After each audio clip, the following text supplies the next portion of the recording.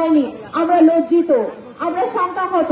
এই ধরনের ঘটনা আমরা আর মানতে পারছি না।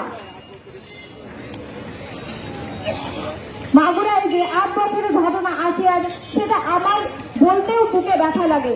চিকিৎসকরা যখন এর বর্ণনা দিয়েছিলেন সেটা আমরা মানতে পারতেছি না। কান্নায় জর্জরিত অবস্থা আমাদের। আমরা যদি এই মাসেরই গত 6 মার্চ থেকে যদি 10 মার্চ পর্যন্ত হিসাব করি, 11টির বেশি এই ধরনের ধর্ষণের ঘটনা ঘটেছে। এর মধ্যে 4 থেকে 14 বছরের শিশুর সংখ্যাই বেশি। কোনোভাবেই শিশু, নারী, বৃদ্ধ কেউ আর যাচ্ছে না। সবাই এই ধরনের ধর্ষণের আওতায় পড়ছে। আমরা এর বিচার চাই।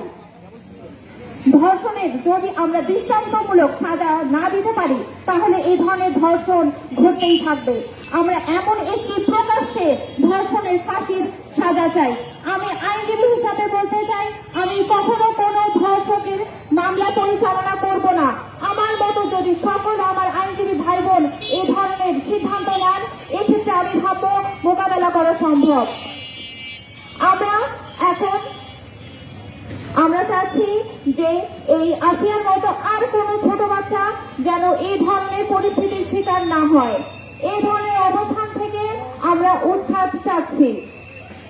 আমরা আজ মানববন্ধনে এসেছি যাতে আমরা উচ্চ আদালতের সিদ্ধান্ত দেখেছি, আসিয়ার যেটা উচ্চ আদালত সিদ্ধান্ত দিয়েছেন যে 180 দিনের মধ্যে বিচার কার্যক্রম নিশ্চিত করার কথা, কিন্তু এই 180 দিন কমিয়ে আমি মনে করি 60 দিনের মধ্যে এই বিচার কার্যক্রম সম্পূর্ণ করা সম্ভব।